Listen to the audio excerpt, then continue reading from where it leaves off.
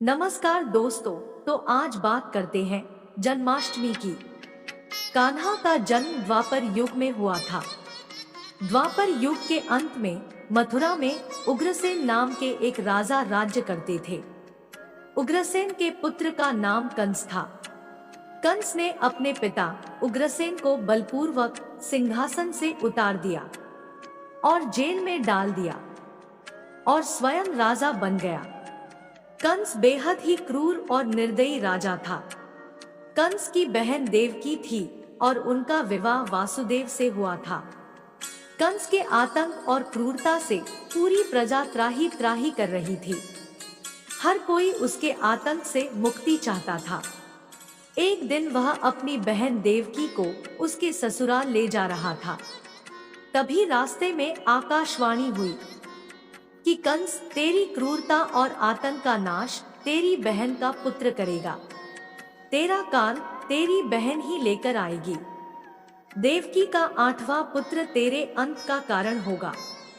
इतना सुनते ही कंस का अपनी बहन के प्रति प्रेम खत्म हो गया और उसने वासुदेव को खत्म करने की ठान ली।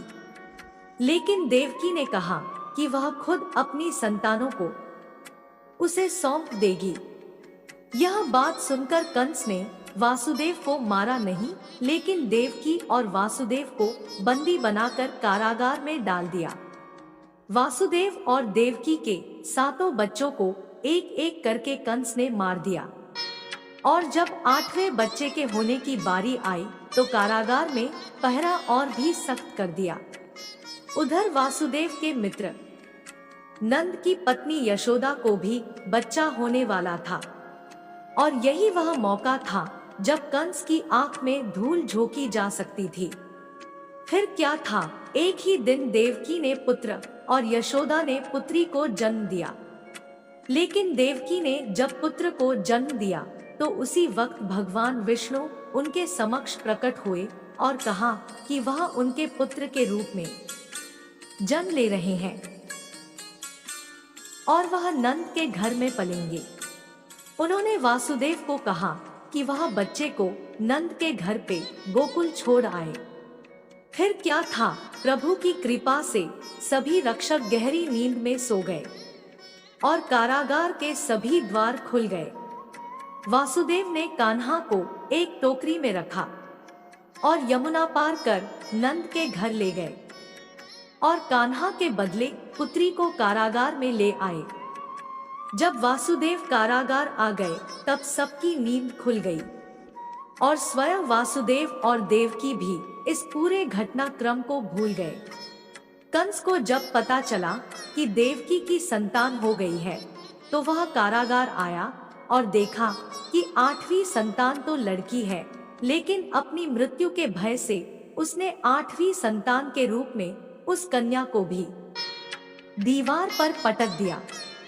लेकिन उसके पटकते ही कन्या आकाश में उड़ गई और कंस से कहा, मूर्ख, तेरा अंत करने वाले ने तो जन्म ले लिया है और वह तुझे तेरे पापों की सजा जरूर देगा। यह कहकर वह कन्या आकाश में विलीन हो गई। यह दृश्य देखकर कंस व्याकुल हो गया। कंस ने श्री कृष्ण को मारने के लिए बहुत से दैत्य व दानव भेजे, लेकिन श्री कृष्ण ने अपनी अलौकिक माया से सारे दैत्यों को मार डाला और युवा होने पर उन्होंने कंस को भी मार दिया। कंस को मारकर उन्होंने उग्रसेन को राजगद्दी पर बैठाया। श्री कृष्ण स्वयं भगवान विष्णु के अवतार थे। तभी से सारे भारतवर्ष में श्री कृष्ण जी की जन्म तिथि को जन्माष्टमी के रूप में बड़े हर्षोल्लास के साथ मनाया जाता है। दोस्तों, आप सभी को कथा परिवार चैनल की ओर से जन्माष्टमी की हार्दिक शुभकामनाएं। ऐसी और कहानियों के लिए हमारे चैनल कथा परिवार को सब्सक्राइब करें। इसी के साथ मैं अपने शब्दों को विराम देती हूँ और पुनः आपके मंगलमय जीवन की कामना करती हूँ। अंत में बस इतना ही कहूंगी, ऊपर वाले के आशीर्वाद और अपनों के प्यार के साथ कर दिखाओ कुछ ऐसा कि दुनिया करना चाहे आपके जैसा।